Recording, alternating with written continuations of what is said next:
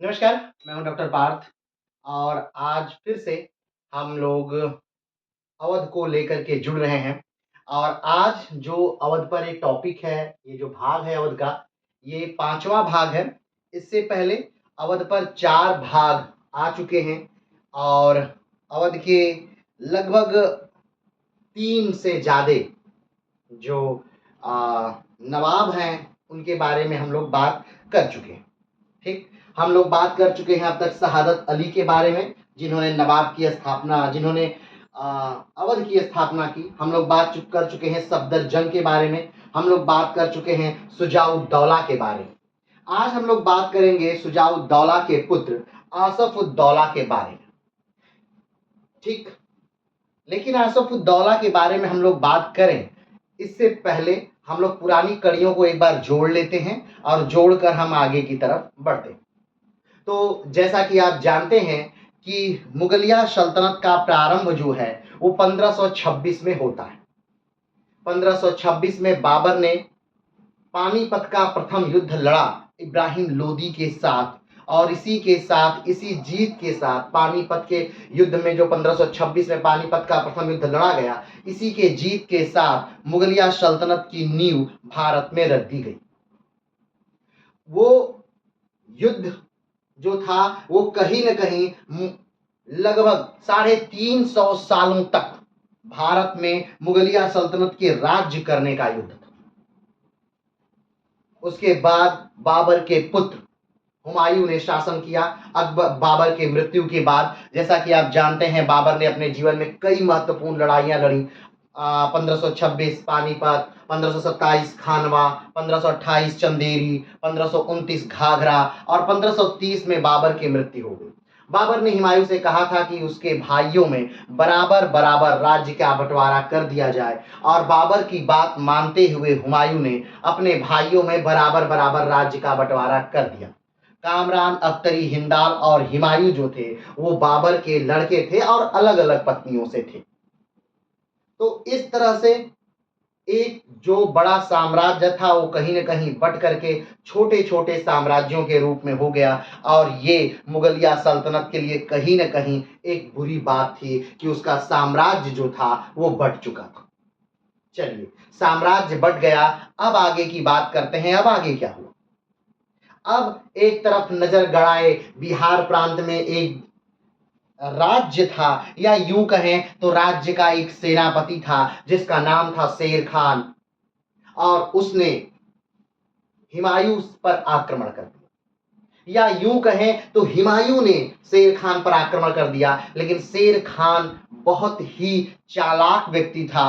वो बहुत ही नीति निपुण था। उसे पता था कि युद्ध कब लड़ना है और कब नहीं लड़ना है। उसने हुमायूं को भगाया भगाया भगाया और तब तक भगाया जब तक कि हुमायूं और हुमायूं की सेना निढाल नहीं हो गई। जब हुमायूं वापस लौट रहा था और बारिश के मौसम में चौसा गंगा वाले कीचड़ में वो फंस चुका था, उस समय चारों तरफ से घेर करके शेर खान ने, जिसका मूल नाम फरीद था, लेकिन एक समय में उसने एक शेर को मारा था इसलिए उसका नाम शेर खान पड़ गया था। तो शेर खान ने हुमायूं पर आक्रमण कर दिया और हुमायूं को किसी तरह गंगा में अपने घोड़े के साथ कूद करके जान बचानी पड़ी। कमेंट बॉक्स में बताइएगा कि हुमायूं की जान किसने बचाई थी, क्योंकि ये क्लासें हो चुकी हैं। हुमायूं इस तरह बच जाता है, लेकिन फिर किसी तरह मदद लेकर के हुमायूं फिर कन्नौज का युद्ध करता है, लेकिन कन्नौज के युद्ध में भी हुमायूं हार जाता है। एक तरह से बुरी हार हारता है हुमायूं, और यहां पर शासन सत्ता लगभग समाप्त हो जाती है मुगलों की और हुमायूं को देश छोड़ करके जाना पड़ता है। एक तरफ हुमायूं भटक रहा है दूसरे देशों में सेना की तलाश में, और दूसरी तरफ यहाँ पर शासन कर रहा है शेर शाह सूरी, जो शेर खान से अब उपाधि लेकर शेर शाह सूरी बन चुका है।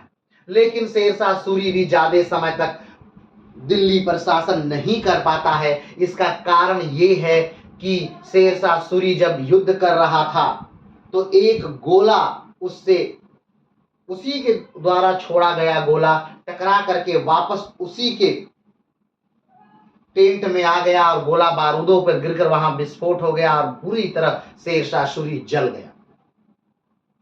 और वहीं पर उसी युद्ध के मैदान में, ये अलग बात है कि शेरशाह सूरी वो युद्ध जीत गया और उसी मैदान में शेरशाह सूरी की मृत्यु हो जाती। शेरशाह सूरी की मृत्यु के बाद उसका काबिल पुत्र इस्लाम शाह गद्दी पर बैठता है, लेकिन वो भी बहुत समय तक राज्य नहीं कर पाता है और उसकी भी मृत्यु हो जाती है। इस्लाम शाह की मृत्यु के बाद उसके उसका एक छोटा नाबालिग पुत्र गद्दी पर बैठता है, लेकिन उसके मामा ने उसकी हत्या कर दिया और फिर स्वयं राज्य काज चलाने लगे। अब इधर जब ये बातें पता चलती हैं हुमायूं को, तो हुमायूं कहीं न कहीं बहुत ज्यादा खुश होता है और हुमायूं एक सेना के साथ आक्रमण कर देता है दिल्ली पर। सरहिंद का युद्ध के नाम से ये युद्ध जाना जाता है और इस युद्ध में जो 1555 के लगभग होता है, 1555 के सरहिंद के युद्ध में हुमायूं जीत जाता है और फिर से वो दिल्ली का बादशाह बन जाता है। लेकिन भाग्य ने शायद उसका साथ नहीं दिया और एक दिन जब वो अपनी लाइब्रेरियों में किताबें पढ़ रहा था और उसने अजान की आवाज सुनी, तो वो भागता हुआ नीचे की तरफ उतरने लगा, लेकिन अपने कपड़ों में फंसकर वो सीढ़ियों से गिर गया और वहीं पर हुमायूं की मृत्यु हो गई। यानी 1556 का उस समय जब हुमायूं मर गया, उस समय उसका पुत्र अकबर जो है वो मात्र 13 से 14 सालों का है और वो उस समय पंजाब में है, काला नौर में है और बैरम खान के संरक्षण में है, जो अकबर का एक सेनापति था। बैरम खान ने एक नीम के पेड़ के नीचे अकबर का राज्याभिषेक कर दिया और दिल्ली की तरफ वापस आने की तैयारियां शुरू कर दी। लेकिन किसको पता था कि इस मौके का भरपूर लाभ उठाने के लिए भी कुछ लोग बैठे हैं और हेमचंद्र विक्रमादित्य ने आक्रमण कर दिया। हेमचंद्र विक्रमादित्य एक बहुत ही ताकतवर व्यक्ति और एक बहुत ही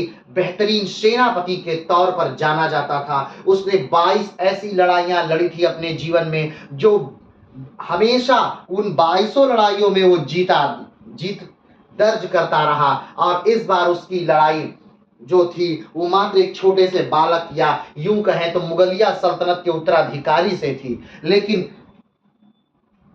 हेमचंद्र विक्रमादित्य ने बड़े आसानी से आगरा और दिल्ली को जीत लिया। अब उसका एकमात्र दुश्मन है जो अकबर है और दोनों का युद्ध होता है पानीपत में। ये पानीपत का दूसरा युद्ध है। ये युद्ध 1556 में लड़ा गया और ये युद्ध होता है हेमचंद्र विक्रमादित्य और अकबर के बीच। लेकिन अब होनी को कुछ और ही मंजूर था। ये इतना बेहतरीन सेनापति, इतना बेहतरीन लड़ाका और इतना बेहतरीन नेतृत्व करता हेमचंद्र विक्रमादित्य, कहीं न कहीं इसके आंख में एक अनायास ही तीर आके लग जाती है। हेमचंद्र विक्रमादित्य अपने हौदे में बेहोश होकर के गिर जाता है और बैरम खान उसे घसीटता हुआ लाता है और उसके सर को उसके धड़ से अलग कर देता है। इसी पानीपत के युद्ध में उसके दादा यानी बाबर भी कभी लड़े थे इब्राहिम लोदी से और इब्राहिम लोदी भी इस युद्ध में मारा गया था। और आज उसी युद्ध में यानी पानीपत के द्वितीय युद्ध में हेमचंद्र विक्रमादित्य मारा जाता है और फिर से दिल्ली पर मुगलिया सल्तनत का आधिपत्य प्रारंभ हो जाता है। अकबर ने बेहतरीन ढंग से एक बेहतरीन राजा की तरह राज्य को चलाया और अकबर की मृत्यु 1605 ईस्वी में हो जाती है।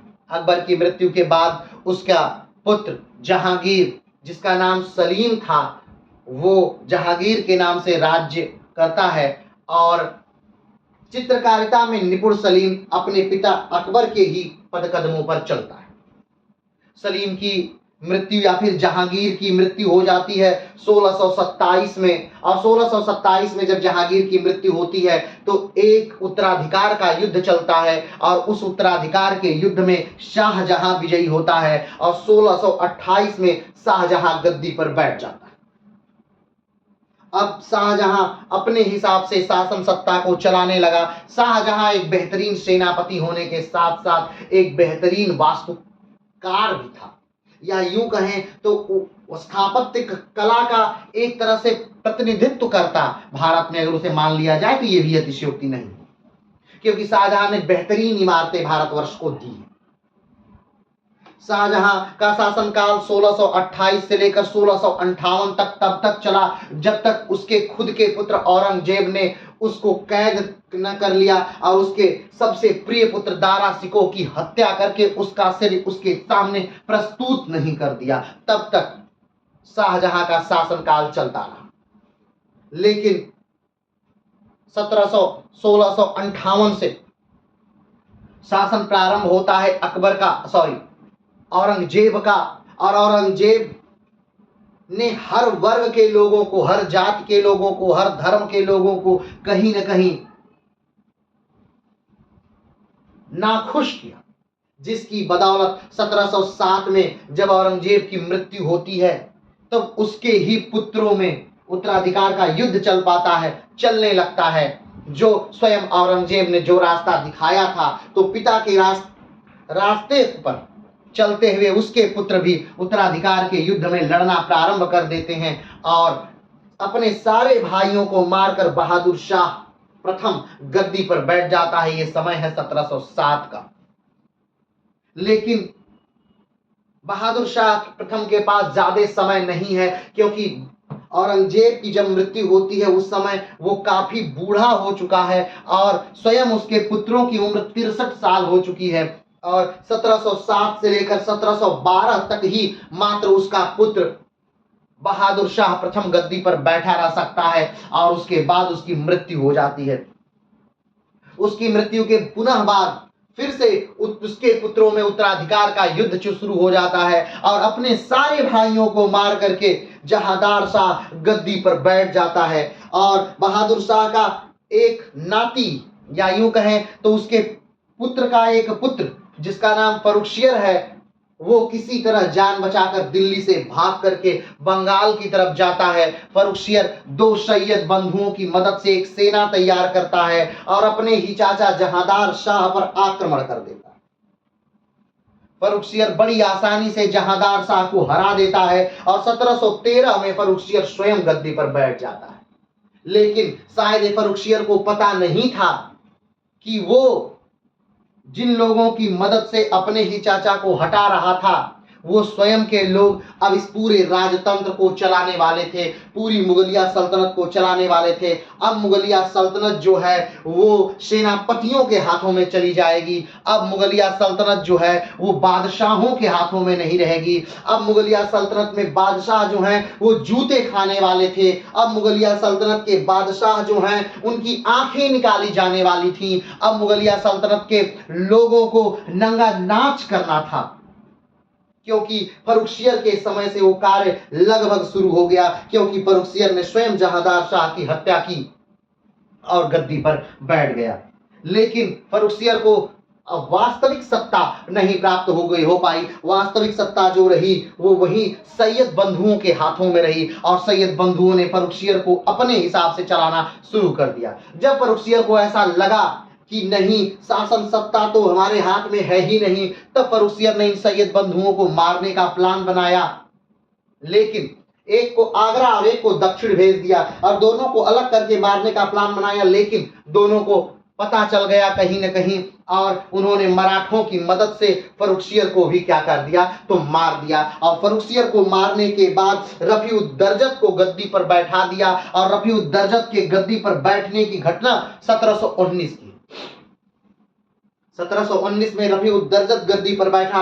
रफी-उद-दरजत मुगलिया सल्तनत का वह राजा है जिसने सबसे कम समय तक मुगलिया सल्तनत पर राज किया, मात्र कुछ महीने, क्योंकि उसका शासनकाल 1719 से 1719 तक ही चला। 1719 में ही रफी-उद-दरजत को मार करके रफी-उद-दौलत को गद्दी पर बैठा दिया और फिर से 1719 में ही रफी-उद-दौलत को भी मार करके फिर से एक नए राजा मोहम्मद शाह को गद्दी पर बैठा दिया गया। लेकिन कहीं न कहीं अब देखिए, एक बात देखने की है कि फर्रुखसियर पहले तो हटाया गया जहांदार शाह को, एक तरह से सैयद बंधुओं द्वारा ही जहांदार शाह को पहले हटाया गया रास्ते से, दूसरा फर्रुखसियर को हटाया गया रास्ते से, तीसरा रफी-उद-दरजत को हटाया गया रास्ते से, चौथा रफी-उद-दौलत को हटाया गया रास्ते से, यानी 4 बादशाहों की हत्या की गई। सैयद बंधुओं द्वारा 4 बादशाहों की हत्या की गई और 4 बादशाहों की हत्या के बाद पांचवें बादशाह का राज्याभिषेक किया गया मोहम्मद शाह का, जिसे मोहम्मद शाह रंगीला के नाम से भी जाना जाता है। और ये समय है 1719 का, यानी 1719 में फर्रुखसियर गद्दी से हटा, 1719 में रफीउद्दर्जत गद्दी पर बैठा, 1719 में रफीउद्दौलत गद्दी पर बैठा और 1719 में ही मोहम्मद शाह गद्दी पर बैठा। यानी एक साल में 4 राजा बदल दिए गए। लेकिन मोहम्मद शाह, जिसे रंगीला नाम से भी जाना जाता है, उसने सैयद बंधुओं को हटाने के लिए इसी अवध के नवाब की मदद ली, बुरहान उल मुल्क की मदद ली गई और इन सैयद बंधुओं को हटा दिया, यानी मार दिया गया। मोहम्मद शाह रंगीला ने यह कार्य बखूबी किया और उसी के इनाम स्वरूप शहादत अली को 1722 में अवध का नवाब बना दिया गया और 1722 से अवधिया नवाबियत शुरू हो गई। 1722 में अगर देखा जाए तो वो समय 1717 का समय मुर्शीद कुली खान बंगाल की स्थापना कर दिए। 1717 में मुर्शीद कुली खान बंगाल की स्थापना कर दिए और 1719 में शहादत अली खान ने अवध की स्थापना कर दी और उसी समय में दक्षिण भारत में निजाम साम्राज्य की स्थापना होगी। अगर देखा जाए तो एक स्वतंत्र रूप में मोहम्मद शाह रंगीला के समय ही सारे राज्यों की स्थापना होने लगी। लेकिन चाहे वो बंगाल रहा हो, चाहे वो अवध रहा हो और चाहे वो नवाब रहे हैं, उन्होंने पूरी तरह से स्वतंत्रता की घोषणा नहीं की और ना ही उन्होंने ये कहा कि जरूरत पड़ने पर हम मुगलिया सल्तनत की सहायता नहीं करेंगे, ऐसा भी नहीं कहा गया। एक तरह से वो मुगलिया सल्तनत को बड़े भाई के तौर पर माना करते हैं। जब भी जरूरत हो तो मुगलिया सल्तनत उनके पास जाती है और मुगलिया सल्तनत को वो सहायता करते रहते हैं। समय है मोहम्मद शाह रंगीला का। मोहम्मद शाह रंगीला के समय मुर्शीद कुली खान 1717 में स्थापित हो चुका है बंगाल और 1722 में स्थापित हो चुका है अवध शहादत अली खान द्वारा। बंगाल को हम पढ़ चुके हैं, आज हम बात कर रहे हैं शहादत अली खान की। अब शहादत अली खान ने बेहतरीन कार्य किया अवध में।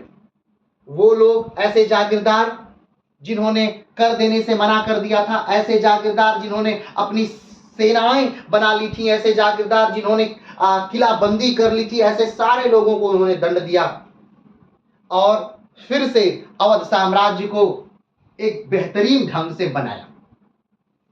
जो कृषक हैं उनके लिए उन्होंने नई नई स्कीमें लाई ताकि कृषकों में विद्रोह ना हो। उन्होंने कर की नई व्यवस्थाएं की।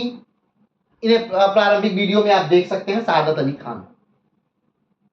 लेकिन अगर देखा जाए तो शहादत अली खान की एक सबसे भारी गलती कि ये वही समय है जब हमारे देश पर नादिर शाह का आक्रमण होता है।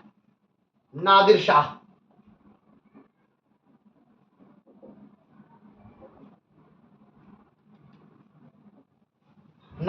का आक्रमण होता है। नादिर शाह का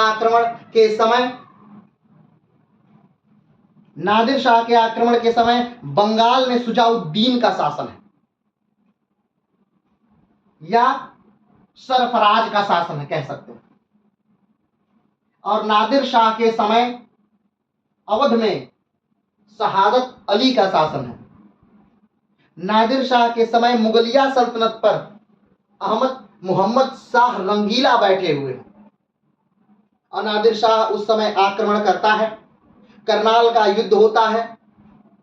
नादिर शाह से युद्ध के लिए मोहम्मद शाह रंगीला, अवध के नवाब शहादत अली खान और दक्षिण भारत के नवाबों से सहायता मांगते हैं। ये लोग सहायता देते भी हैं, लेकिन करनाल का युद्ध मात्र 1 से 2 घंटे चलता है और उसी में ये युद्ध समाप्त हो जाता है। शहादत अली खान बंदी बना लिए जाते हैं नादिर शाह द्वारा और इनसे पूछा जाता है कि बताइए हमें धन कैसे मिल सकता है। शहादत अली खान कहते हैं कि ये तो आपको बुरहानुल मुल्क से पूछना चाहिए, नवाब से पूछना चाहिए, और वही सारा देख रेख करते हैं। नवाब से बुला करके पूछा जाता है, नवाब ने चीजें तय कर दी नादिर शाह से तय ये हो गया कि नवाब ने कहा कि देखिए दिल्ली सल्तनत के पास वैसे भी पैसा नहीं है, एकदम उनका खजाना खाली है, उत्तराधिकार के युद्ध इतने ज्यादा हुए हैं यहाँ पर कि इनके पास देने के लिए कुछ भी नहीं है, लेकिन फिर भी हम आपको 50 लाख रुपए देने का वादा करते हैं। 20 लाख अभी आपको दे दिया जाएगा, 20 लाख आपको लाहौर पहुंचने पर दे दिया जाएगा, और 10 लाख जब आप ईरान पहुंच जाएंगे तब आपको दे दिया जाएगा। नादिर शाह इस पर तैयार हो जाता है और वो पूछता है शहादत अली से कि सही है। शहादत अली कहते हैं कि शहादत अली कहीं ना कहीं दिल्ली के वजीर बनना चाहते हैं। अब देखिए अलग अलग इतिहासकारों में अलग अलग मतभेद है। अब जो बात यहाँ सही लगे हम आपके पास सारा पक्ष रख रहे हैं, आपको जो सही लगे वो आप मान सकते। कुछ इतिहासकार मानते हैं कि शहादत अली वजीर बनना चाहते हैं दिल्ली का, तो शहादत अली कहते हैं कि देखिए आपको मात्र 50 लाख रुपए दिया जा रहा है और दिल्ली पहुंचकर आप 20 करोड़ रुपए हासिल कर सकते हैं। आप दिल्ली पर आक्रमण करिए और दिल्ली में बहुत धन है उसे लूटिए। शहादत अली की बात सुनकर के नादिर शाह दिल्ली पर आक्रमण करता है और 57 दिन वो दिल्ली में रहता है। एक दिन जब उसके कुछ सैनिक दिल्ली में थे बाजार में, तभी हवा कहीं से उड़ती है, अफवाह उड़ती है कि नादिर शाह मारा गया। ये अफवाह उड़ते ही दिल्ली के लोगों ने नादिर शाह के सैनिकों पर हमला बोल दिया, उन्हें मारना शुरू कर दिया। जब ये समाचार नादिर शाह को पहुंचता है तो नादिर शाह ने चांदनी चौक में अपनी तलवार को उल्टा गाड़ करके दिल्ली के कत्लेआम का हुक्म दे दिया। ये उस समय था जब दिल्ली को बहुत बुरी तरह काटा जा रहा था, दिल्ली के लोगों को बहुत बुरी तरह मारा जा रहा था। जब ये घटना का बहुत ज्यादा ये घटना बढ़ी तो निजाम ने स्वयं आकर के नादिर शाह से कहा कि नादिर शाह आपको दिल्ली वालों का बदला अगर लेना है तो मुझसे ले लीजिए, लेकिन दिल्ली वालों को छोड़ दीजिए। और अपने सर की टोपी उन्होंने इनके पैरों में रख दी। उस समय तक दिल्ली में बहुत लोगों को मारा जा चुका था और लाशों को दफनाने और जलाने की भी अनुमति नहीं दी गई थी। जो लोग दिल्ली छोड़ के भाग रहे थे उनको पकड़ करके उनका नाक और कान काट दिया जा रहा था। बार्डरों पे इनकी नादिर शाह की सेनाएं रख दी गई थी। इस प्रकार दिल्ली में बहुत कत्लेआम मचाया गया। कहीं कहीं लोग 40,000 तक इस कत्लेआम की सीमा बता दिया जाता है। ये वही समय है, एक तरफ कत्लेआम चल रहा है, एक तरफ दिल्ली में कत्ल हो रहे हैं, दिल्ली को लूटा जा रहा है, और दूसरी तरफ मुगलिया सल्तनत के बादशाह अपने घर की बेटी से नादिर शाह के बेटे की सगाई कर रहे हैं।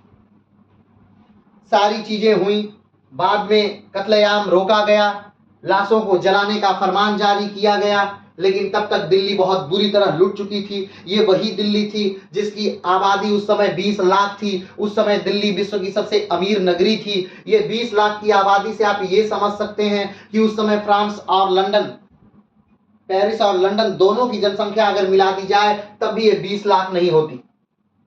और उस समय दिल्ली विश्व की सबसे बड़ी आर्थिक मजबूती में थी। तो फिलहाल उस समय नादिर शाह ने बखूबी लूटा, खूब लूट मार की और पुनः वापस नादिर शाह चले गए। कहा जाता है अपने देश में जाने के बाद वहां पर इन्होंने कर माफ कर दिया था, इतना ज्यादा धन ये लूट के ले गए।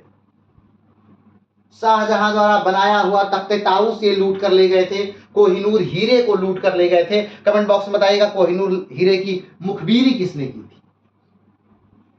तो इस तरह से मोहम्मद शाह जो हैं उन्होंने नादिर शाह का आक्रमण झेला और फाइनली ये गद्दी पर बने रहे। इन्हें राजा पद से नहीं हटाया गया, गद्दी पर बने रहे 1700। लेकिन जब लोगों को पता चला कि कहीं न कहीं शहादत अली खान ने ही ये गद्दारी की है, और शहादत अली खान को भी जब भरे दरबार में नादिर शाह ने कह दिया कि आपकी ही बदौलत हमने दिल्ली पर आक्रमण किया और हमें इतना धन प्राप्त हुआ, तो शहादत अली खान को ये बातें कहीं ना कहीं बुरी लगी और उन्होंने आत्महत्या कर ली। ऐसा भी कुछ इतिहासकार मानते हैं, और कुछ इतिहासकार मानते हैं कि नहीं, इन्हें पहले से बीमारी थी और उस बीमारी के कारण ही ये उसी समय गुजर गए। अब जो भी रहा हो, बात ही है। आगे बढ़ते हैं। शहादत अली खान की मृत्यु होती है, नादिर शाह वापस चले जाते हैं और अवध के दूसरे नवाब बनते हैं सफदरजंग। सफदरजंग इनके भांजे हैं, इनके बहन के लड़के हैं। क्योंकि शहादत अली खान को अपना कोई पुत्र नहीं था, इसलिए सफदरजंग गद्दी पर बैठते हैं। सफदरजंग बेहतरीन शासन करते हैं और सफदरजंग के समय में ही अहमद शाह बहादुर का शासन प्रारंभ हो जाता है। अहमद शाह बहादुर कौन है? तो अहमद शाह बहादुर मोहम्मद शाह रंगीला की मृत्यु के बाद गद्दी पर बैठते हैं। अहमद शाह बहादुर, मोहम्मद शाह रंगीला की मृत्यु 1748 में हो जाती है और 1748 में जब मोहम्मद शाह रंगीला की मृत्यु हो जाती है तो उनके पुत्र अहमद शाह बहादुर गद्दी पर बैठते हैं।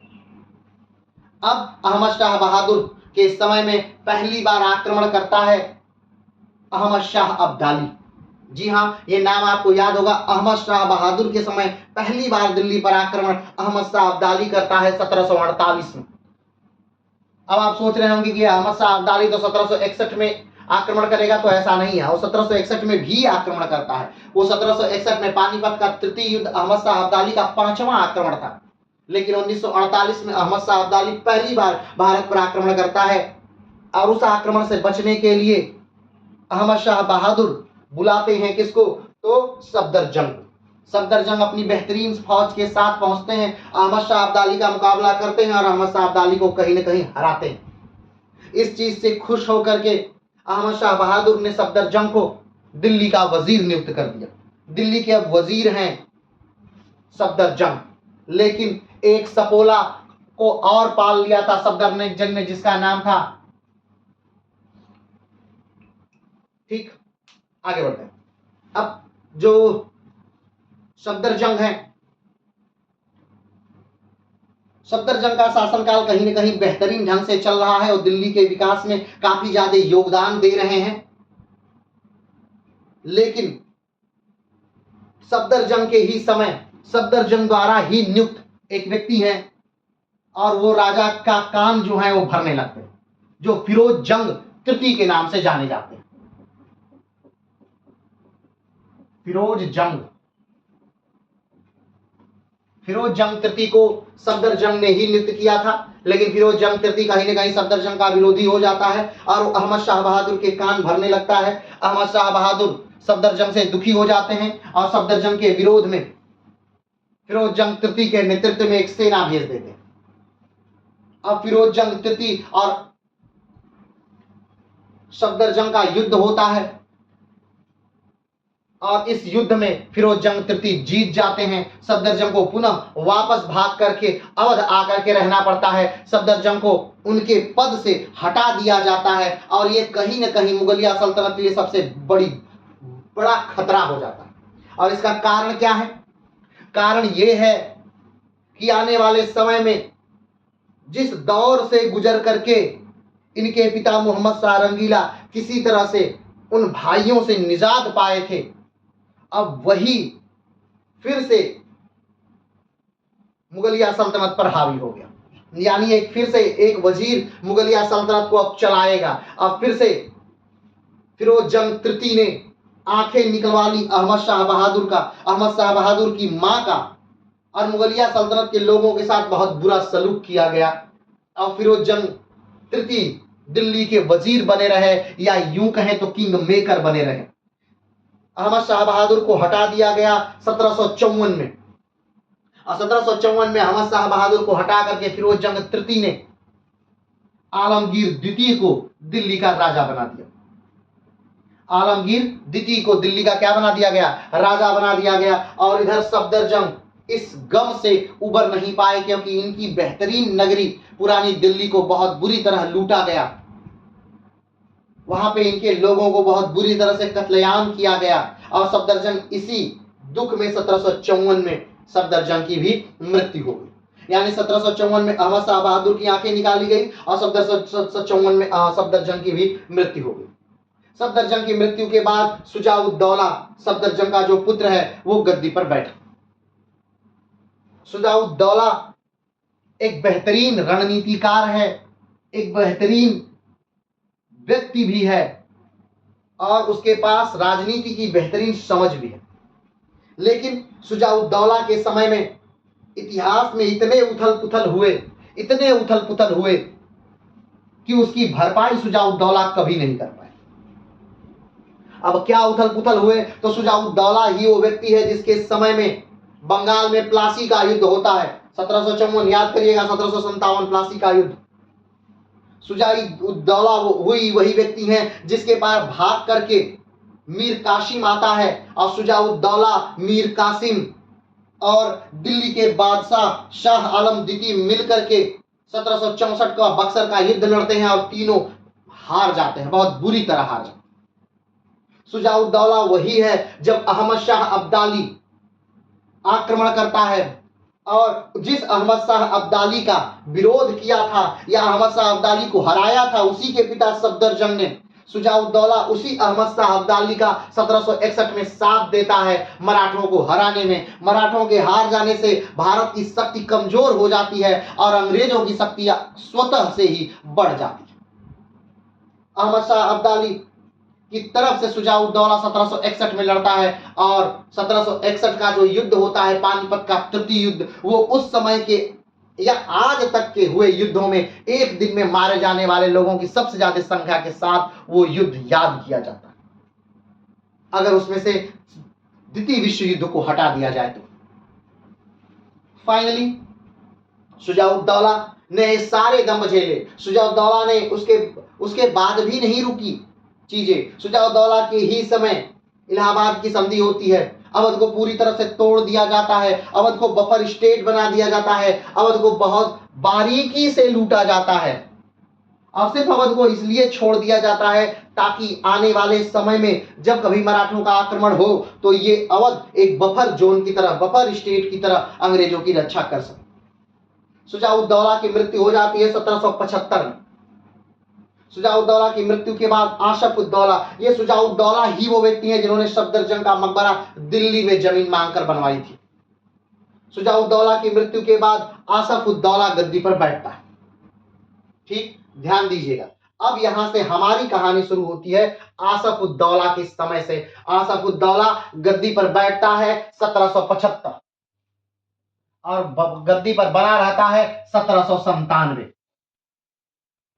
ठीक, लेकिन आज हम आसफ-उद-दौला को नहीं पढ़ पाए। कारण क्या आपको दूसरा पढ़ने का? नहीं, हम घटना तो आसफ-उद-दौला के समय की ही पढ़ेंगे, लेकिन आसफ-उद-दौला के समय में हुए राज्यों के टकराव और बदलाव को पढ़ेंगे। क्यों? क्योंकि अब अवध जो है वो कमजोर हो गया है। अब अवध जो है वो अंग्रेजों से हार भी गया है। समय 1775 का है, ध्यान दीजिएगा, समय 1775 का है। सारे बड़े मराठा राजा जो हैं वो समाप्त हो चुके हैं। याद होगा आपको, शिवाजी 1674 से 1680, संभाजी 1681 से 1689, राजा राम 1689 से 1700, शिवाजी द्वितीय 1700 से 1707, उसके बाद साहू जी महाराज 1707 से 1749। साहू जी महाराज की कोई संतान नहीं थी, इसलिए पूरा जो राज्य है वो कहीं ना कहीं पेशवाओं के हाथ में आ गया। तो पहले पेशवा जिनको साहू जी महाराज ने नियुक्त किया था, बालाजी विश्वनाथ 1713 से 1720। बालाजी विश्वनाथ के बाद उनका लड़का बाजीराव 1720 से 1740। बाजीराव के बाद बाजीराव 1740 से 1761 और पानीपत के तीसरे युद्ध के दुख के कारण कहीं ना कहीं बाजीराव की मृत्यु हो जाती है 1761। बाजीराव के बाद माधवराव 1761 से 1772 और कहा जा सकता है कि मराठाओं का आखिरी काबिल पेशवा माधवराव की मृत्यु 1772 में हो जाती है टीबी के कारण। और उसके बाद फिर से ये मराठा साम्राज्य बिखरने लगता है, क्योंकि उसके बाद नारायण राव जो अल्पवयस्क है, रघुनाथ राव जो कि ऐसा व्यक्ति जो काबिल होते हुए भी, एक बेहतरीन सेना नायक होते हुए भी अंग्रेजों की शरण में जाता है, कारण अपना राज्य पाने के लिए और मराठाओं पर ही आक्रमण। तो इस तरफ मराठा पूरा कमजोर हो चुके हैं। और आपको याद होगा बंगाल भी कमजोर हो चुका है। मुर्शीद कुली खान 1717 से 1727, सुजाउद्दीन 1727 से 1739, सरफराज 1739 से 1740, अलीवर्दी खान 1740 से 1756, सिराजुद्दौला 1757 से 1757, मीर जाफर 1757 से 1760, मीर कासिम 1760 से 1763, मीर जाफर 1763 1765, नजीम उद्दौला 1765 से 1766, सैफ उद्दौला 1766 से 1770 और मुबारक उद्दौला 1770 से 1775। और याद करिए 1775 यानी आसफ उद्दौला का शासनकाल 1775, और एक तरफ बंगाल का समाप्ति 1775। बंगाल का समाप्ति क्यों? क्योंकि बंगाल में तब तक सुप्रीम कोर्ट की स्थापना हो चुकी है 1775 तक, और एलिजा एम्पे बंगाल के सुप्रीम कोर्ट के पहले न्यायाधीश बन चुके हैं एलिपा एम्पे, और एलिजा एम्पे के आदेश से बंगाल में जो नवाबी पद्धति है उसी को समाप्त कर दिया गया। यानी बंगाल 1775 में समाप्त। बंगाल 1775 में क्या हो गया? 17 समाप्त हो गया है। अब अगर कोई चैलेंज है किसके पास? अंग्रेजों के पास, तो बंगाल तो समाप्त, बंगाल अब चैलेंज नहीं है। अवध को उन्होंने पहले ही जीत लिया है, कोई चैलेंज नहीं है। मराठे कमजोर हो चुके हैं, कोई चैलेंज नहीं है। 1761 से एक चैलेंज प्रारंभ हुआ है, और वो क्या है?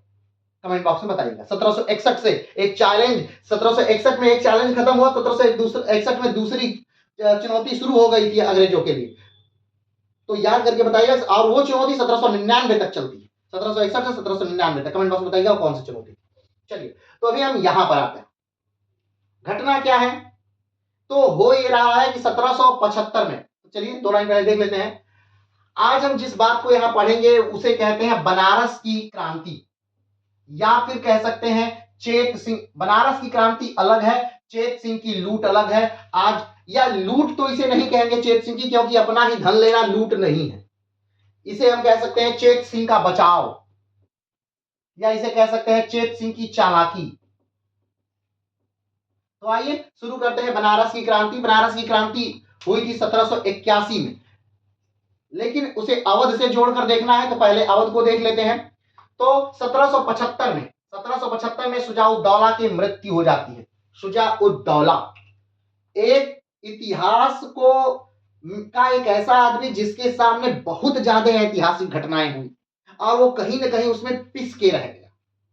ठीक, चलिए, तो 1775 में शुजाउद्दौला की मृत्यु हो जाती है, और उसका पुत्र आसफ उद्दौला अवध का नवाब बन जाता है।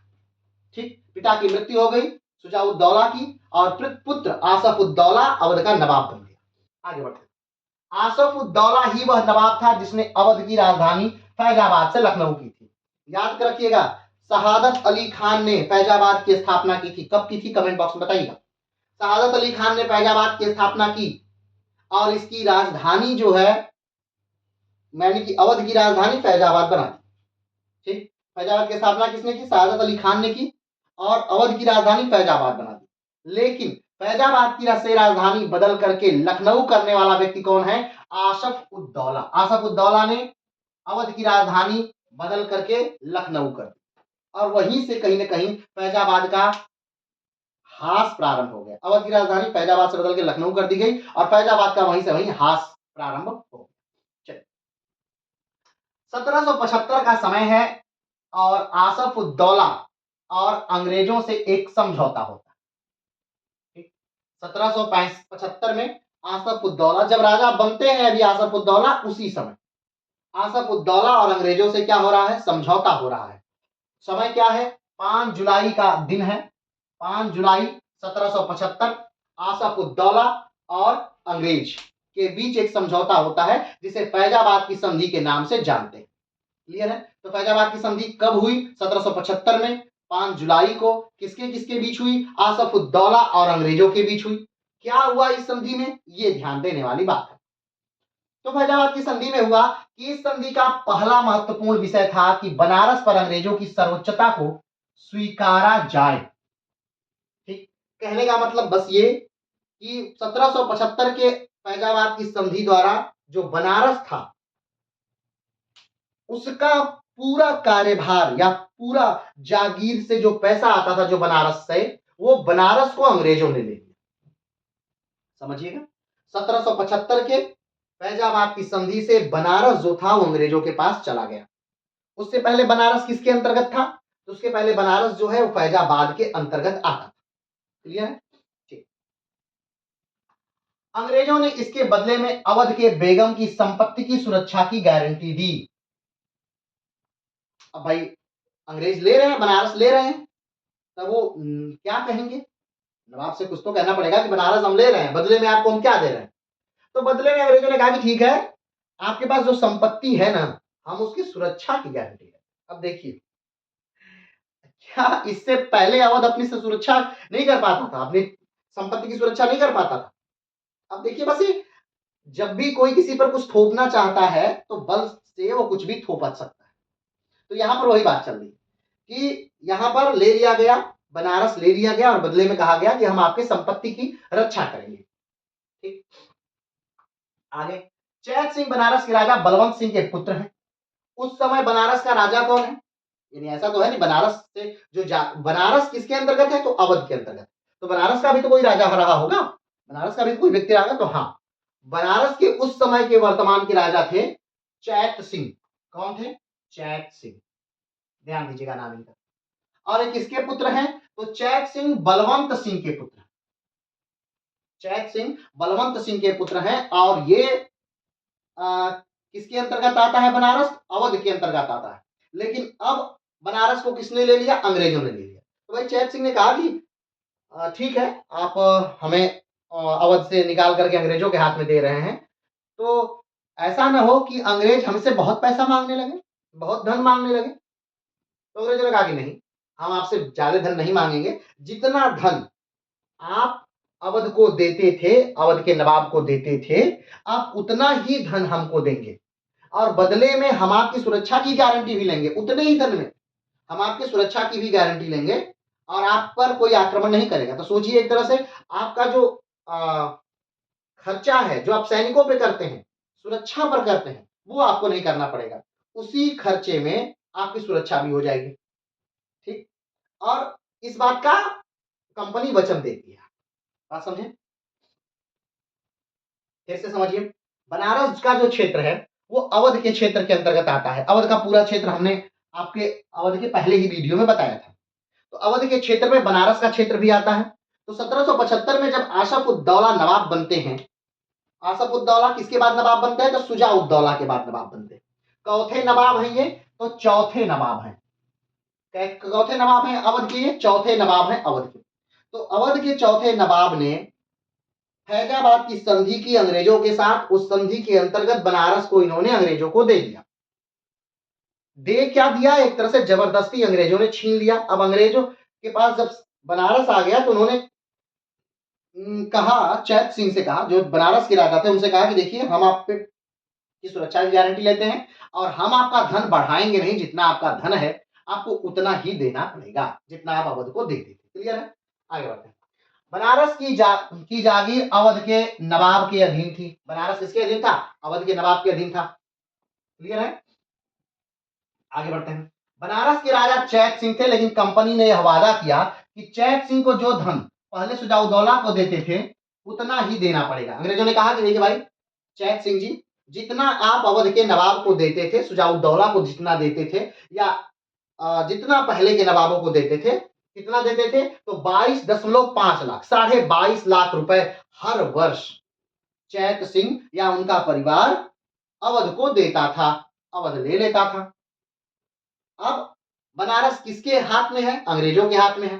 तो अंग्रेजों ने कहा कि ठीक है, कंपनी ने कहा ठीक है चैत सिंह, आपको 22.5 लाख रुपए ही हर वर्ष कंपनी को भी देना होगा और बदले में आपकी सुरक्षा भी दे दी जाएगी और पैसा भी नहीं बढ़ाया जाएगा। क्लियर है? चलिए आगे बढ़ते हैं। वह अब अवध के नवाब को नहीं देना है, बल्कि अंग्रेजों को देना होगा और अंग्रेज उतना ही धन उनसे लेंगे जितना वो नवाब को देते थे। क्लियर हो गई बात? आगे बढ़ते। अंग्रेजों ने इसके बदले बनारस की सुरक्षा देने का वचन दिया।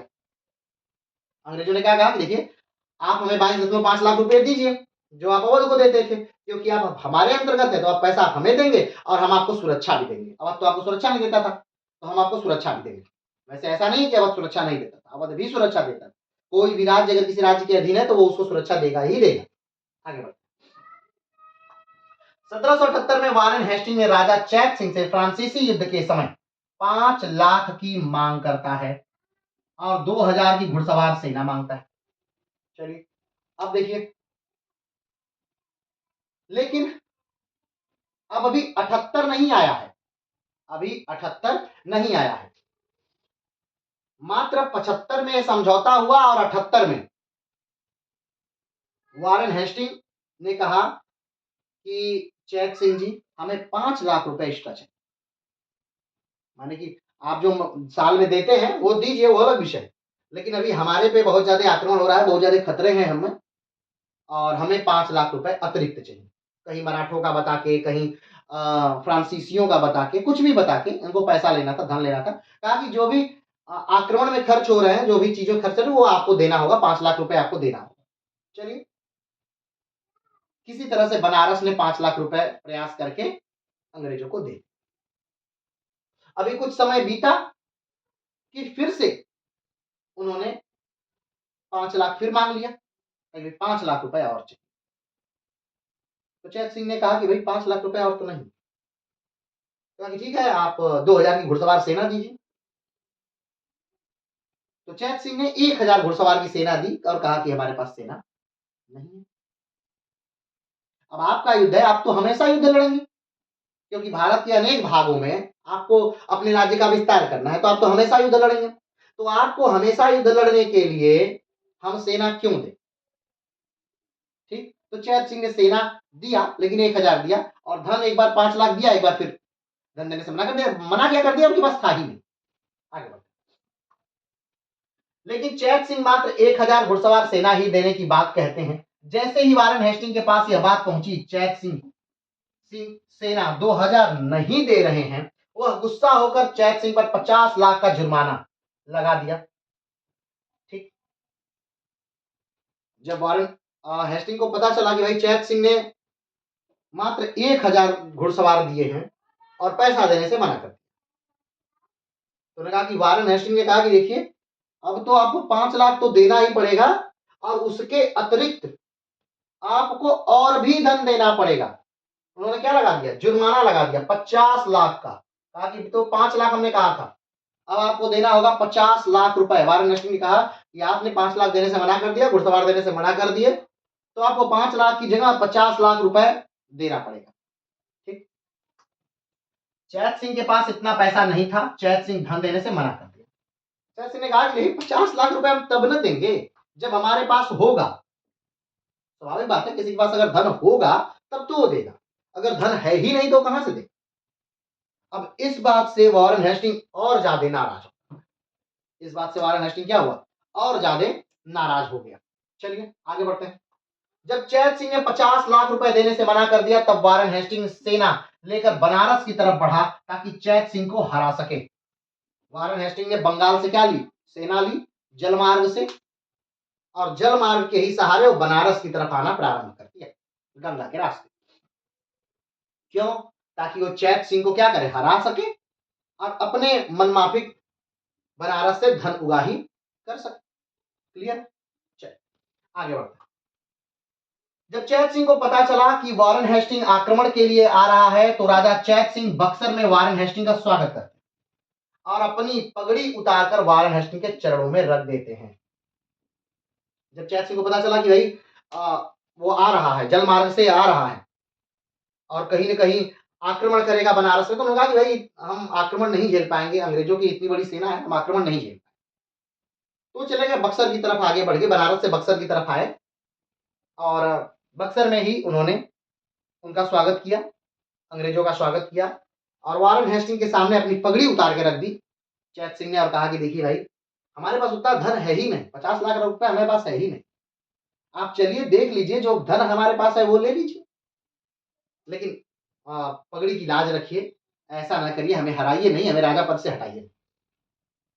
लेकिन वारेन हेस्टिंग गुस्से में उनके पगड़ी को लात मारता है, घूस भी लेता है, लात मारता है उनके पगड़ी को, और चैत सिंह को गिरफ्तार कर लिया जाता अब जब ये बातें उनके सैनिक देखते हैं, तो सैनिक में एकदम क्रोध की लहर दौड़ जाती है। सैनिक बहुत नाराज होते हैं कि बताइए हमारे राजा ने ऐसी ऐसी चीज की, यानी पगड़ी रख दी और फिर भी उसने गिरफ्तार कर लिया। तो सैनिक इस बात से नाराज हो जाते हैं और सैनिकों ने विद्रोह कर आगे बढ़ते हैं। इस घटना से राजा चैत सिंह के सैनिकों का आत्मसम्मान जागता है और वह विद्रोह कर देते हैं और बहुत सारे अंग्रेज मारे जाते हैं। ठीक, अब यहां से क्या हो गया, विद्रोह हुआ, बहुत बहुत बुरा, बहुत तेज उस सैनिकों ने वो किया। और ये बात कहीं न कहीं वारेन हेस्टिंग को लगा कि हम हार जाएँगे। वारेन हेस्टिंग भाग, यानी कि वहाँ से चला गया। वहाँ युद्ध हुआ एक तरह से, और अंग्रेज और सब अलग-अलग, चैत सिंह बनारस आ गए, अंग्रेज वापस भाग गए। चलिए, वारेन हेस्टिंग भागकर चुनार के किले में शरण लेता है, लेकिन बहुत जल्द वह अपनी स्थिति प्राप्त कर लेता है। वारेन हेस्टिंग क्या करता है? भाग जाता है, लेकिन फिर से वो अपनी स्थिति को क्या कर लेता है? प्राप्त कर लेता है और चैत सिंह पर फिर से आक्रमण के लिए वो तैयार हो जाता है। फिर से चैत सिंह पर आक्रमण करने के लिए वारेन हेस्टिंग तैयार हो जाता है और फिर से चैत सिंह पर आक्रमण भी करता है। बनारस पर आक्रमण कर लिया गया, बनारस को चारों तरफ से घेर लिया गया। ठीक, चैत सिंह चारों तरफ से घिर गए, चैत सिंह को गिरफ्तार कर लिया गया, लेकिन बनारस के लोगों ने वहां पर विद्रोह कर दिया। बनारस के लोगों ने क्या कर दिया? विद्रोह कर दिया। अंग्रेजों को चारों तरफ से घेर लिया गया और ऐसी हालत बन गई वारेन हेस्टिंग की कि वारेन हेस्टिंग को छुपकर पालकी में बैठकर, अपना वेश बदलकर, लड़की का वेश बना करके, बेगम बन करके, ये कह के कि हम मंदिर जा रहे हैं, मस्जिद जा रहे हैं, वहां कर करके, और किसी तरह पालकी में बैठकर भागना पड़ा। ठीक, इस घटना को, इस विद्रोह को जो बनारस में होता है, बनारस के लोगों ने अपने राजा को बचाने के लिए जो किया, उनके सैनिकों ने राजा को बचाने के लिए जो किया, इसी घटना को कहते हैं बनारस की क्रांति। और बनारस की क्रांति कब होती है? तो 1781 में होती है बनारस की क्रांति। क्लियर है? ठीक, अब दोबारा फिर से क्या होता है? आक्रमण होता है वारेन हेस्टिंग का। दोबारा क्या कर रहे हैं वारेन हेस्टिंग? आक्रमण कर रहे हैं। वारेन हेस्टिंग फिर से राजा चैत सिंह पर आक्रमण करता है। राजा चैत सिंह भागकर ग्वालियर चले जाते हैं और वहां शरण लेते हैं। चैत सिंह ने क्या किया? अपना सारा धन लिया। फिर से अब उन्होंने देखा कि बहुत ज्यादा बड़ी फौज आ रही है, अब पूरी तैयारी से अब आ रही है। तब बहुत बड़ी फौज का मुकाबला तो अब चैत सिंह नहीं कर सकते, क्योंकि चैत सिंह का राज्य एक छोटी सी रियासत है, छोटी सी रियासत बनारस, और उतनी बड़ी फौज का मुकाबला वो नहीं कर सकते। तो उन्होंने जितना धन था बनारस में, वो सारा धन लिया और ग्वालियर भाग गए। ग्वालियर उस समय मराठों के कब्जे में है, याद करिएगा। ठीक, मराठों के कब्जे में उस समय पूरा ग्वालियर वाला क्षेत्र है। ठीक, आगे बढ़ो। 50 लाख की जुर्माने को गिराकर 40 लाख कर दिया गया, यानी अब बनारस को 40 लाख रुपए सलीना देना है, जो अब तक 22.5 लाख। ठीक, लॉर्ड मैकाले इस पर कहता है, मतलब अब देखिए ये जो घटनाएं चल रही हैं, वारेन हेस्टिंग की जिद की घटनाएं, कि भाई आपको 22 लाख रुपए मिल रही है, तो आप जबरदस्ती क्यों थोप रहे हैं? क्यों वो राज्य विद्रोह कर दे। ये सारी चीजें ऐसा नहीं है कि कंपनी की नीतियां है, नहीं, कंपनी की नीतियां नहीं है, ये मात्र वारेन हेस्टिंग की नीतियां थी। कंपनी का इससे कोई सरोकार नहीं था। यहां तक कि ब्रिटिश पार्लियामेंट में वारेन हेस्टिंग पर बात पर महाभियोग चलेगा, उनको सजा होगी इस बातों के लिए, इस घटना के लिए, इन चीजों के लिए, कि जबरदस्ती, दो बातों के लिए खास तौर पे अवध के, एक तो चैत सिंह वाला मामला, कि जब एक आदमी पैसा दे रहा है तो बार बार उसके पैसे की राशि आप क्यों बढ़ा रहे हैं, और दूसरा अवध के बेगमों की लूट, जो हम अगले वीडियो में पढ़ेंगे किस प्रकार से हुई अवध के बेगमों की लूट। ठीक, तो लॉर्ड मैकाले इस पर कहता है कि वारेन हेस्टिंग बनारस के राजा से मात्र इसलिए इतने रुपए की मांग कर रहा था ताकि वो बनारस अंग्रेजों के हाथ लग जाए, बस। और ये स्वयं एक अंग्रेज राइटर कह रहा है, मैकाले, लॉर्ड मैकाले कह रहा है। आगे बढ़ते, जब चैत सिंह बनारस से ग्वालियर भागे तो बहुत सारा धन ग्वालियर लेकर भाग गए। 23 लाख चैत सिंह के सैनिकों ने लूटा। अब सोचिए, राजा ने अथाह संपत्ति लेकर भागे राजा स्वयं, और उनके जो सैनिक थे उन्होंने भी 23 लाख रुपए लूटा। ठीक, अब ये बात अलग है कि चैत सिंह अब फिर कभी वापस बनारस नहीं आए, उनका अंत जो है वो वही ग्वालियर में ही हो जाएगा और उन्हीं के भाई के लड़के को वॉरेन हेस्टिंग राजा बना देगा बनारस का और उससे पैसा वसूलता रहेगा। ठीक है, आगे बढ़ो। जितना खर्च वॉरेन हेस्टिंग ने बनारस पर आक्रमण के लिए किया था उतना लाभ भी उसे प्राप्त नहीं हो सका क्योंकि बनारस में धन बचा ही नहीं था। अब वॉरेन हेस्टिंग क्या किया? अब देखिए, यहां बात प्रतिष्ठा की नहीं है, यहां बात धन की है। अंग्रेजी कंपनियां अपने प्रतिष्ठा के लिए भारत में नहीं लड़ रही हैं कि नहीं उनको भारत में प्रतिष्ठा के लिए लड़ना है, अंग्रेजी साम्राज्य का नाम रोशन करना है, इसलिए नहीं नहीं नहीं नहीं, वो लड़ रही हैं भारत में धन के लिए। अगर वो किसी से आक्रमण करती हैं और उस आक्रमण में उनका 10 रुपया खर्चा होता है तो उनका उद्देश्य ये है कि इसे बाद में उसे 50 रुपए वो ले सके, वहां जब लूट कर वो जीत कर जाए तो वहां से 50 रुपए, 100 रुपए, 200 रुपए प्राप्त करें। लेकिन वॉरेन हेस्टिंग जब बनारस पर आक्रमण करते हैं, इतना सारा धन बनारस के पीछे फूंक देते हैं, लेकिन लाभ के नाम पर उन्हें क्या मिला? कुछ नहीं, उनकी हानि यहां हुई। तो कंपनी इससे नाराज होती है और बाद में इन पर महाभियोग चलाया जाता है वॉरेन हेस्टिंग। चलिए आगे बढ़ते हैं। वॉरेन हेस्टिंग इस नीति को असमर्थनीय और विवेकहीन नीति कहते हैं। वॉरेन हेस्टिंग की इस नीति को असमर्थनीय विवेकहीन नीति कहते हैं। हेस्टिंग का व्यवहार काफी अमानवीय था, इस बात को अंग्रेजों ने भी कहा। अंग्रेज भी ये मानते हैं कि भाई वॉरेन हेस्टिंग का ये व्यवहार जो है बहुत ही अमानवीय है। ठीक, आगे बढ़ते हैं। अवध के बेगमों की लूट और राजा चैत सिंह की घटना दो आगे चलकर वॉरेन हेस्टिंग का महाभियोग चलाने का कारण बनेगी। वॉरेन हेस्टिंग पर महाभियोग जो चलेगा उसका मुख्य कारण जो अगर है तो पहला तो चैत सिंह, बनारस पर आक्रमण, बनारस का विद्रोह और दूसरा अवध के बेगमों की लूट। अवध की बेगमों की लूट क्या है हम अगले वीडियो में जाएंगे। आगे बढ़ते हैं। हेस्टिंग ने बनारस की जमींदारी अपहृत कर चेत सिंह के किशोर वयस्क भांजे को यथेष्ट लगान वृद्धि के साथ सौंप दी।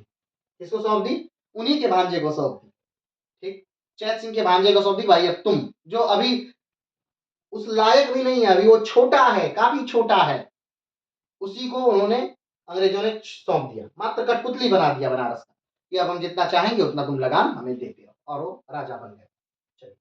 राजा चेत सिंह सन 1770 से अगस्त 1781 तक काशी राज्य के नरेश रहे। प्रथम British governor general Warren Hastings को काशी पर आक्रमण करने के परिणाम स्वरूप समस्त काशीवासियों के विरोध के समर्थन भयभीत होकर काशी से भाग जाने पर मजबूर कर दिया गया। इस घटना को बनारस विद्रोह कहा जाता है, जिसके पलायन की हड़बड़ी और गड़बड़ाहट से संबंधित एक कहावत आज भी प्रचलित है। जब वॉरेन हेस्टिंग ने बनारस पर आक्रमण किया तो उसे ये नहीं लगा था कि नहीं हमें वहां के लोगों से लड़ना पड़ेगा, उसे लगा कि ठीक है हम बनारस पर आक्रमण कर रहे हैं तो राजा से ही लड़ना, राजा के सैनिकों से लड़ना, तो राजा से लड़ा, राजा के सैनिकों से लड़ा, राजा पे जीत दर्ज की और राजा को बंदी बना लिया गया। लेकिन जब वो निकल रहा है तो देख रहा है कि चारों तरफ से बनारस के लोगों ने घेर लिया है, जिसके हाथ में जो हथियार है उसी हथियार को लेकर घेर लिया गया है और युद्ध शुरू हो गया है, कत्लेआम मचाया जा रहा है, अंग्रेजों को काटा जा रहा है, क्योंकि अंग्रेजों की संख्या निश्चित है, सैनिक की संख्या निश्चित है और वहां असंख्य लोग हैं। एक अंग्रेज पे 4-4, 5-5, 10-10 लोग छाए हुए हैं, काट रहे हैं एक दूसरे को।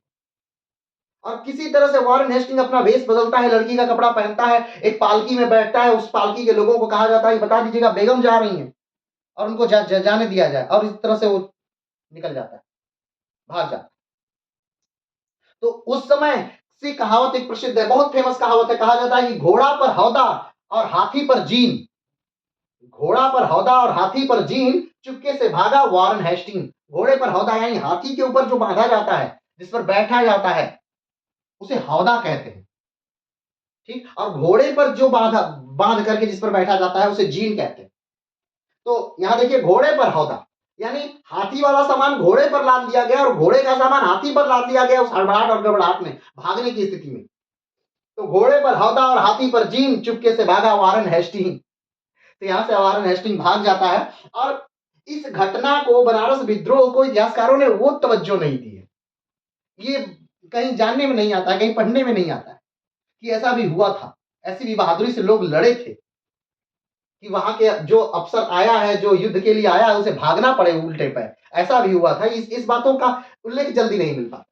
चलिए आगे बढ़ते हैं। चेत सिंह रामनगर का किला छोड़ इलाहाबाद रीवा होते हुए ग्वालियर पहुंचे, जहां महादजी सिंधिया उन्हें शरण दी, लेकिन काशी नरेश चेत सिंह फिर कभी आजीवन बनारस लौटकर नहीं आए। ठीक, वाराणसी उस समय तो भाग गया, लेकिन फिर से वो उसने आक्रमण किया बनारस पर और उसने बनारस को जीत लिया और बनारस में उन्हीं के भांजे को उसने गद्दी दे दी और चैत सिंह भाग कर के ग्वालियर चले गए। ग्वालियर यानी मध्य प्रदेश, और वहां पर महादजी सिंधिया का शासन था उस समय। आपको याद होगा महादजी सिंधिया एक बेहतरीन लड़ाके थे और उनके बारे में हम लोग कई बार बातें कर चुके हैं, पिछली वीडियो में आप देख लीजिएगा, पढ़ लीजिएगा। और चैत सिंह फिर कभी वापस लौट के नहीं आते हैं, वहीं पर चैत सिंह की मृत्यु हो जाती है। मृत्यु कब हुई इसका कोई फिक्स डेट मुझे नहीं मिला, इसलिए मैंने यहाँ नहीं दिया। अगर आपको मिले तो कमेंट बॉक्स में जरूर बताइएगा कि चैत सिंह की मृत्यु कब हुई थी जैक। और इस तरह से आज का वीडियो क्या होता है, समाप्त होता है। बनारस का विद्रोह जो है 1781 में हुआ था, लेकिन इसमें अंग्रेजों को हारना पड़ा। बनारस विद्रोह कब हुआ? 1781 में बनारस का विद्रोह हुआ। चैत सिंह के लूट का मतलब या चैत सिंह के बचाव का मतलब है कि वो जब अंग्रेजों का आक्रमण हुआ तो चैत सिंह ने पूरा धन लेकर के वो कहाँ चले गए? ग्वालियर चले गए। इसी को चैत सिंह की लूट कहते हैं। तो बनारस की क्रांति और चैत सिंह की लूट इस वीडियो में रहा। आज के लिए इतना ही, अगली बार मिलते हैं आशफ उद्दौला के शासनकाल को ही लेकर, लेकिन एक नई घटना को, जिसे अवध के बेगमों की लूट कहते हैं। तो आज के लिए इतना ही, नमस्कार।